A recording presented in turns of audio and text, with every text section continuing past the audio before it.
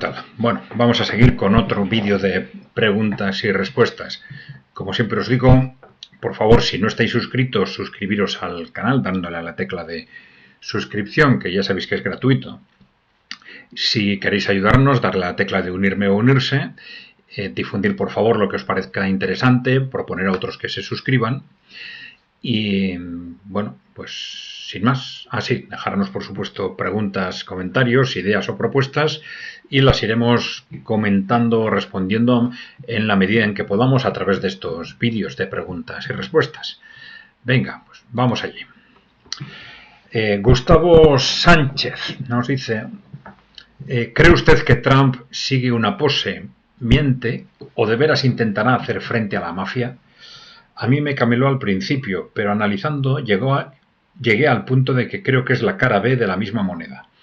De hecho, no tengo tan claro que ambos intentos de asesinato fuesen eso. Bueno, vamos a ver, es que esta es la gran cuestión en este momento, ¿no? Este es un punto fundamental, por lo menos de la actualidad. Si Trump llega a la presidencia, a un segundo mandato, ¿qué tipo de políticas va a hacer, ¿no? Si va a responder a esos planteamientos iniciales, vamos a decir, por un lado antioligárquicos y por otro lado adecuados, digamos, a ese enfoque dentro de un mundo multipolar, a esa renuncia de Estados Unidos a seguir siendo el policía del mundo, lo cual sería compatible con el proyecto de los países emergentes de avanzar hacia un mundo multipolar, y explicaría pues unas aparentes buenas relaciones entre Trump, Xi Jinping y Vladimir Putin. ¿Es eso o es otra cosa? Claro, las dudas son más que razonables, porque por un lado el primer mandato de Trump estuvo lleno de contradicciones, pero claro, dentro de esas contradicciones, pues a la vez que parecía que quería suavizar, aunque las sanciones se mantuvieron, que quería suavizar la relación con Rusia, pero por otro lado tuvo enfrentamientos muy fuertes con Irán o con Venezuela y tenía una política muy pro-israelí, ¿no? Claro, esto ahora sería muchísimo más contradictorio. Ese posible doble juego pues va a ser casi imposible en este momento. Es decir, si eso es lo que realmente piensa Trump, pues ahora va a tener que elegir. Eso por lo menos en el ámbito geopolítico, ¿no? Bueno, vamos a ver.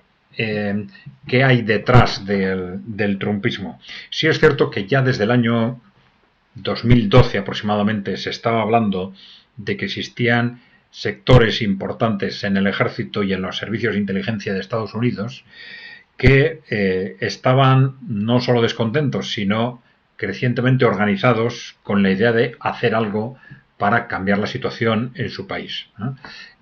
Hacer algo en el sentido de que, bueno, había habido una especie de descontento generalizado en el ejército y en los servicios de inteligencia por estas políticas que se ponen en marcha a partir del año 2001 de ir destruyendo uno por uno los países musulmanes independientes, unas políticas en las que estas personas no veían muy claro cuál era el interés de Estados Unidos, al contrario, veían que en el fondo se estaba yendo en contra de los intereses a largo plazo de Estados Unidos y pensaban que Estados Unidos, el gobierno de Estados Unidos, de alguna forma está secuestrado por grupos de interés con objetivos contradictorios con los intereses del país, ¿no?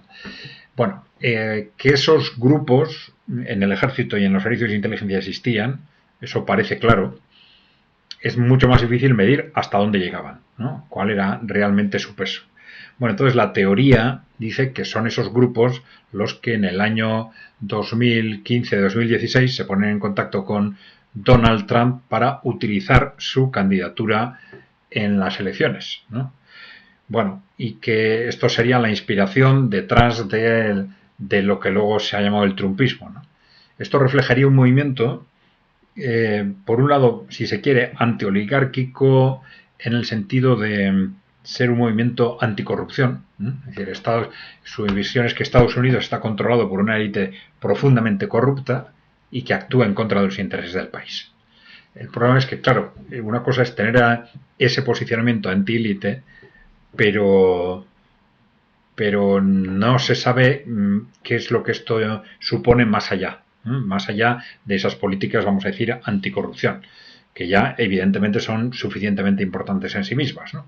Bueno, entonces la primera idea sería si en qué medida el trumpismo responde realmente a esas estrategias antioligárquicas, anticorrupción, y a ese proyecto de enfrentarse al movimiento, vamos a decir, globalista, a favor de una apuesta clara por el desarrollo interno del país. Es decir, pensando que Estados Unidos, con esas estrategias de ser el policía del mundo, pues que se está desgastando continuamente y que a medio o largo plazo le va a resultar mucho mejor centrarse en sus propios problemas, ¿no?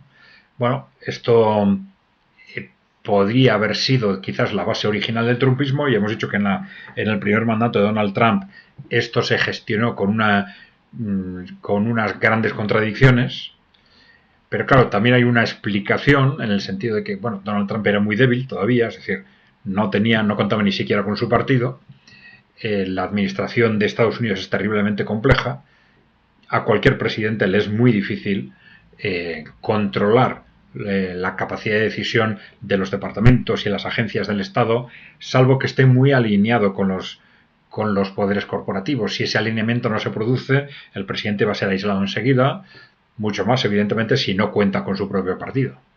Ahora sí parece que el trumpismo se ha hecho con el Partido Republicano mayoritariamente, va a tener en este sentido más fuerza, pero claro, digamos, los intereses corporativos que controlan, pues eso, las agencias, los departamentos del Estado, etcétera, pues tienen una fuerza tremenda en Estados Unidos.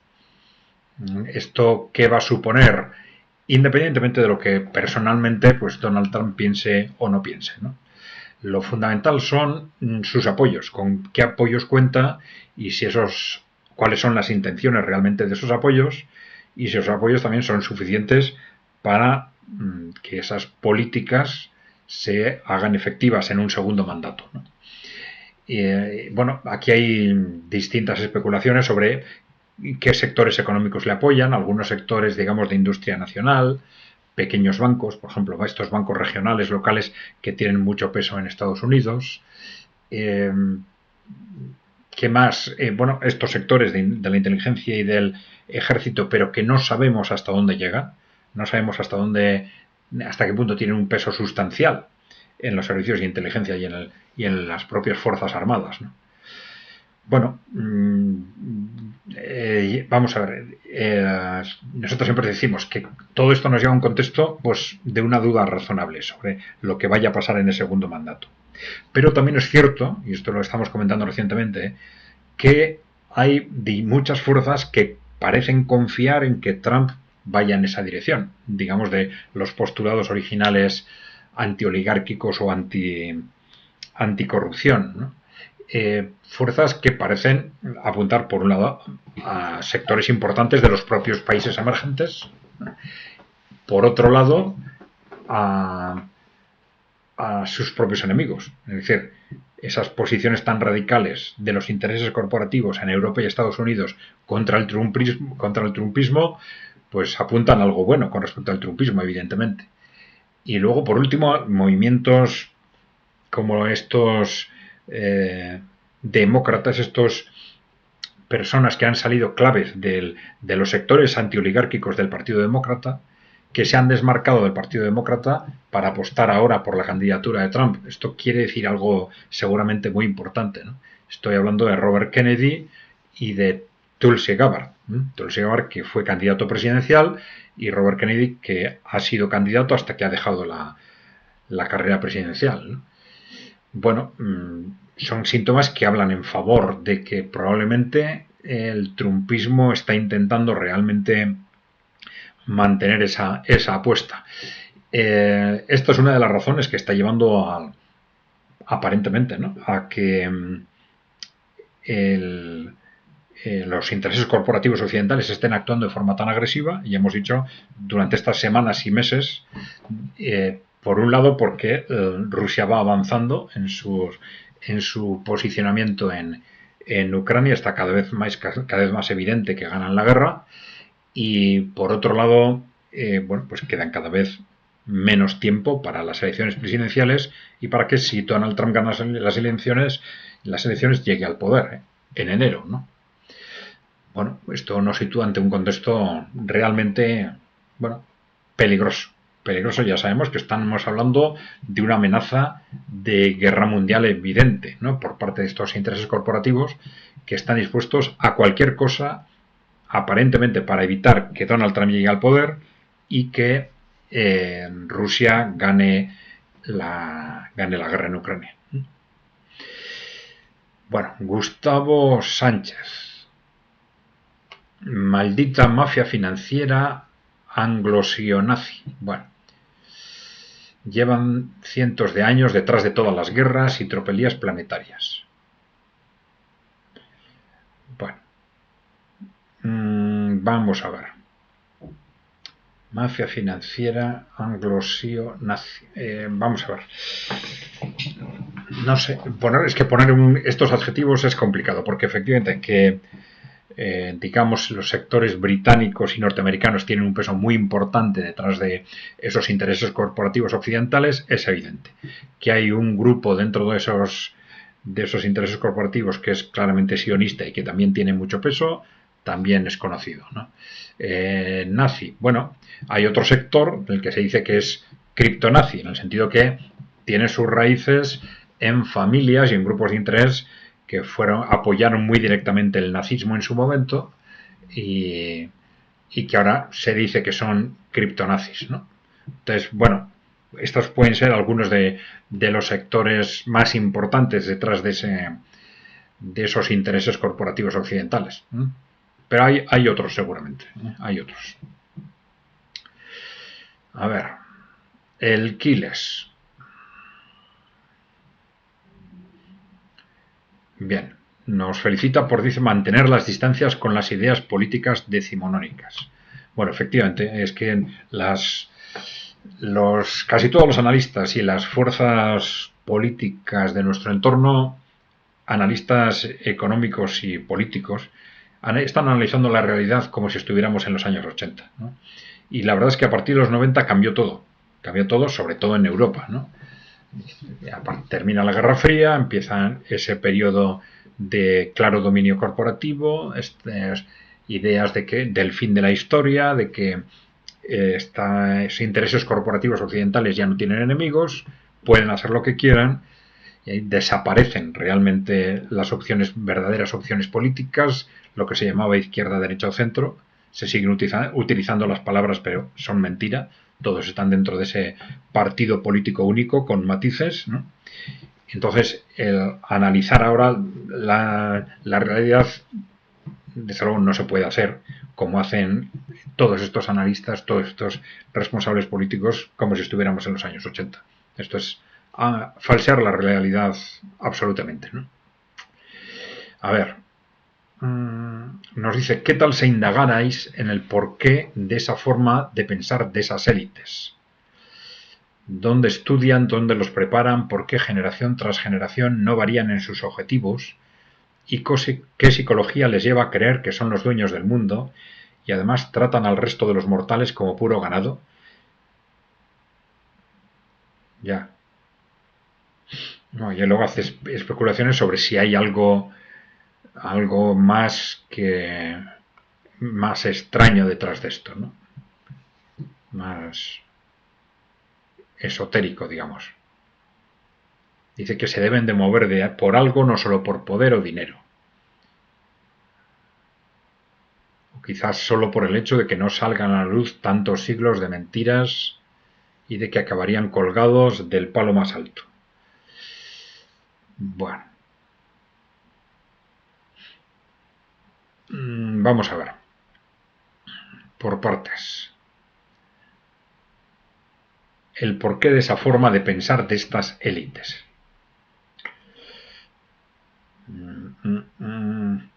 Vamos a ver, nosotros no hemos hecho quizás un estudio tan detallado de este tema, pero sí hemos analizado pues una parte de esa evolución.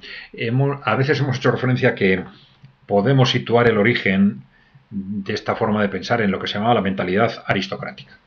Los aristócratas, situémonos en el siglo XVIII, en lo que las imágenes de las películas nos dicen sobre los aristócratas del siglo XVIII, si queréis. Es decir, estas élites absolutamente separadas del pueblo y que odian al pueblo. Bueno, esa mentalidad aristocrática es algo que a partir del siglo XIX se va enganchando con estos nuevos ricos, que son los grandes inversores o grandes corporaciones, con los que se van haciendo cada vez con cuotas mayores de poder y que se van confundiendo con los que eran los aristócratas, que al contrario van perdiendo poder progresivamente, aunque siempre han mantenido, sobre todo en Europa, cuotas importantes, ¿no? Bien, porque a su vez ellos se convierten también en inversores, ¿no? Esto también es importante. Bueno, lo que sí vimos es, desde un punto de vista de esa evolución mental, tenemos la ideología, si queréis, maltusiana, que nace entre el siglo XVIII y XIX, que viene a decirnos que los pobres son los pobres o la gente normal son o sois demasiados, esto es lo que ellos piensan. Entonces, primero por un argumento económico, luego por un argumento social, luego por argumentos ecológicos, llevan 200 años dando vueltas a estas ideas, ¿no? Utilizamos a los pobres, sí, pero en la medida en que los necesitamos, pero nos sobra toda esta escoria, ¿no? Toda esta plebe, ¿no? Bueno, llevan con esa idea, ya digo, desde principios del siglo XIX, sobre todo esto empieza a desarrollarse muy claramente en Gran Bretaña, y a mediados del siglo, una vez que aparece el darwinismo, le añaden el componente, digamos, supuestamente de la naturaleza humana, es decir, detrayendo del darwinismo, intentando aplicar el darwinismo a la sociedad con el darwinismo social, y a la vez se van despegando de las religiones tradicionales, porque piensan que las religiones tradicionales, con estas ideas de que todos los seres humanos tienen alma, todos somos hermanos, todos estos conceptos les molestan a la hora de aplastar a la gente, ¿no? De aplastar a su propia gente y también a la gente en los países coloniales, ¿no? Entonces se hacen primero agnósticos, luego ateos, y luego empiezan a jugar a principios del siglo XX con ideas esotéricas, etcétera, ¿no? Del darwinismo social, luego pasan a la eugenesia, es decir, esa ideología que dice que los buenos se tienen que reproducir más y los malos se tienen que reproducir menos, entendiendo por malos a veces a los disminuidos o los discapacitados, a veces en general a los pobres o a los que no son ricos en general, y a veces a las razas que no nos gustan, ¿no? Y a veces todo ello junto o revuelto, ¿no? Y luego pues pasan de ahí a apoyar el fascismo y el nazismo en las primeras décadas del siglo XX. Ese antihumanismo, ese desprecio del ser humano, lo formalizan. Bueno, ya había precedentes a fines del siglo XIX, pero sobre todo después de la Segunda Guerra Mundial, lo formalizan a través del ecologismo, con su propia visión del ecologismo y también con sus teorías de reducción de la población, ahora por razones geopolíticas, etcétera. Bueno, han mantenido estas élites, al parecer, esa mentalidad de odio del ser humano, de desprecio y odio del ser humano, con distintas manifestaciones durante estos 200 años. Bueno, no tanto detalle como dónde estudian, dónde los preparan. Bueno, pues nosotros tenemos informaciones concretas, no sé si ahora podría decir mucho más.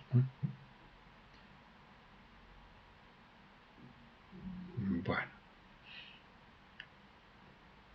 Xavier Po. Se me presenta una duda importante. ¿China y Rusia tienen algún pacto de protección mutua secreto que se activaría en caso de agresión directa de la OTAN a Rusia y de Estados Unidos a China por Taiwán? Y otra, ¿cómo de cerca está el uso de armas nucleares tácticas en Ucrania?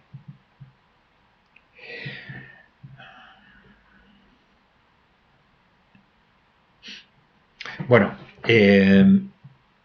Yo creo que hay que pensar que sí, es decir, la interrelación estratégica entre China y Rusia yo creo que es total. Y a nosotros nos ha sorprendido que los analistas occidentales se sorprendan tanto de este alineamiento de China después del estallido en Ucrania en el año 2022. Cuando, por lo que nosotros íbamos viendo, ya desde el año 2012, desde la llegada de Xi Jinping al poder, hay un claro alineamiento estratégico entre China y Rusia, un alineamiento, vamos a decir, anticorporativo contra los oligarcas, las grandes corporaciones internas y también hacia el exterior, en esa apuesta por el mundo multipolar y contra los intereses corporativos occidentales, ¿no? Bien, entonces, bueno, nosotros tenemos pocas dudas de que el estallido en Ucrania estaba pactado entre Rusia y China, ¿no?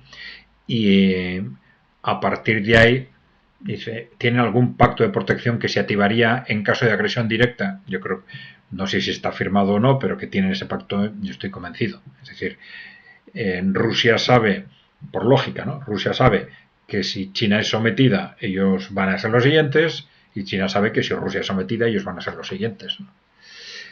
Y otra, ¿cómo de cerca está el uso de armas nucleares tácticas en Ucrania? Bueno, no sé, en la situación actual en la que ya se está hablando de forma tan directa, no ya de armas nucleares tácticas, sino de armas nucleares estratégicas, es difícil prever un salto hacia armas nucleares tácticas que no desemboque inmediatamente en armas nucleares estratégicas. Es decir, la OTAN, los intereses corporativos occidentales, el poder corporativo occidental está intentando provocar a toda costa, o en Oriente Medio o en Ucrania-Rusia, un estallido. Están esperando a que Rusia o Irán les den el pretexto, ¿no? Y están intentando generarlo provocaciones a todo de forma constante, ¿no? Para ello, ¿no? Bueno, entonces, si vamos a ver, si Rusia o Irán utilizaran armas nucleares tácticas, es muy posible que esto ya fuese el pretexto que está necesitando Occidente para lanzarse a una guerra internacional o mundial, ¿no? Si las utilizase o Israel o la OTAN, hombre, puede haber una utilización puntual, pero si las utilizase de tal forma que pudiesen hacer un daño estructural significativo a las fuerzas de eso que se llama el eje de la resistencia en Oriente Medio o a Rusia, pues esto ya al final sería, digamos, obligarían probablemente de forma imprescindible a reaccionar activamente a Rusia o a Irán y por tanto a proporcionar a la OTAN y a Occidente ese pretexto que están buscando, con lo cual el salto entre armas nucleares tácticas y conflicto mundial pues puede ser inmediato, ¿no? Y claro, ya sabemos que conflicto continental mundial entre potencias nucleares pues es un paso, pues de ahí a las armas nucleares estratégicas hay un paso muy pequeño. Bien. JMAC nos dice, no me fío de los anglos y tampoco de Trump. Europa está sometida al control absoluto de Estados Unidos con su brazo ejecutor, que es la OTAN, y al mismo tiempo sigue creando conflictos e inestabilidad en distintas partes del mundo que podrían crear más conflictos por cuestiones geopolíticas y de negocios. La potencia hegemónica y las nuevas emergentes están moviendo sus peones para ser los más grandes y para alguna es mera cuestión de supervivencia, poniendo a terceros países en primera línea que carguen con la destrucción de sus países y pongan los muertos. Bien, la situación nos puede llevar a una destrucción total en la que no quedaría nadie. Bueno, aquí lo que se está hablando mucho de que, bueno, Ucrania ha sido ahora el instrumento para desgastar a Rusia desde el año 2014 y sobre todo desde el año 2022 y que en la siguiente fase pues lo sería quizás Europa o algunos países europeos que se presten a ello, ¿no? Es decir, entrar en un conflicto con Rusia, aunque no tengan posibilidades de ganar a Rusia, pero con la idea de ir desgastando progresivamente a este país, ¿no? Bueno, de eso se está hablando. Pero, bueno, no lo sé cómo podrían articularlo. Si son países de la OTAN, para no implicar a la OTAN en su conjunto, intentarían hacerlo quizás con países que no estén en la OTAN, como quizás, no sé, Moldavia o Georgia, o son países quizás demasiado pequeños. Bueno, no lo sé. Habría que verlo. Vamos a ver, porque yo creo que en el contexto actual todo esto está desbordado, ¿no? Estamos, y ya hemos dicho, en semanas o meses claves, desde aquí hasta enero, en los cuales van a intentar jugar bazas muy rápidas, porque tienen poco tiempo. No serían bazas que den lugar a un desgaste ruso progresivo. Tienen que, como llevan intentando un año, ¿no? Intentar provocar reacciones de Rusia y de Irán que le supongan a ellos pretextos, ¿no? Bueno, esto ahora mismo se está activando claramente con el Líbano y podemos esperarnos cualquier cosa. Cualquier cosa. Bien.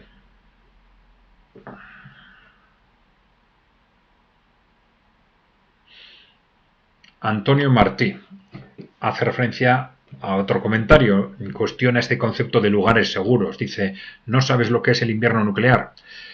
Bueno, las informaciones que nosotros tenemos, porque sí, efectivamente, durante muchos años hemos pensado que una guerra nuclear en este momento sería la desaparición del mundo, pero las informaciones que nosotros tenemos no coinciden con esto exactamente. Es decir, hay distintos grados de guerra nuclear. Las grandes potencias nucleares tienen también distintos escenarios. En los escenarios más básicos se podría tratar de ataques exclusivamente a objetivos militares con misiles nucleares de impacto reducido desde el punto de vista radiactivo y desde el punto de vista que tú comentas de generación de un posible invierno nuclear. No lo sé. Claro, es teóricamente posible que con ataques exclusivamente a objetivos militares, si la otra parte no reacciona dando otro salto en la escalada, el conflicto se quede ahí, el estallido se quede ahí, pero es solo una posibilidad, ¿no? En ese caso sí se podría hablar de lugares, digamos, más seguros que otros, ¿no? Claro, tampoco sabemos cuando esas grandes inversores norteamericanos están construyendo esos búnkeres multimillonarios en Hawái o en Nueva Zelanda, esos búnkeres subterráneos con miles de millones de dólares invertidos, con piscinas y pistas de tenis, etcétera. ¿En qué están pensando, no? ¿En qué están pensando, no? En la posibilidad de que pase ¿qué? Quizás solo una desestabilización, una guerra nuclear limitada. Están pensando también en la posibilidad de utilizar esos refugios para salvarse de un posible invierno nuclear. No sabemos. No lo sabemos. Habría que tener información mucho más detallada, seguramente.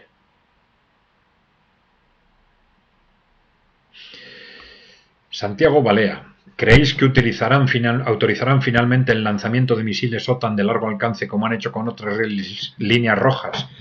Pues lamentablemente todo parece indicar que sí. O sea, hasta el Parlamento Europeo ha votado a favor de que esto se haga, ¿no? De lanzar misiles de largo alcance contra Rusia, ¿no? Pues fijaros lo que esto supone, ¿no? Pero bueno, el Parlamento Europeo, ya digo, siempre dentro de las instituciones europeas, siempre es lo más radical, lo más sometido a los intereses corporativos, ¿no? Pero bueno, es una declaración tremendamente fuerte que abre el camino directamente para que, no es vinculante, pero abre el camino directamente para que los líderes políticos pues tomen esa decisión. Está intentando empujar a los líderes políticos para que lo hagan, ¿no? Con lo cual, me temo que sí, ya digo, porque están intentando provocar a toda costa esa guerra mundial, ¿no? Bueno.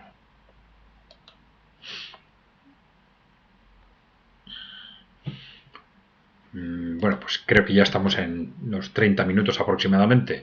Bueno, ya sabéis, por favor, acordaros, si no estáis suscritos, darle a la tecla de suscribirse, que es gratuito. Si queréis ayudarnos, darle a la tecla de unirme o unirse, difundir lo que os parezca interesante, proponer a otros que se suscriban y dejarnos preguntas, comentarios, ideas o propuestas que intentaremos comentarlas o responderlas en la medida en que podamos a través de estos vídeos de preguntas y respuestas. Bueno, gracias por vuestra atención. Hasta la próxima.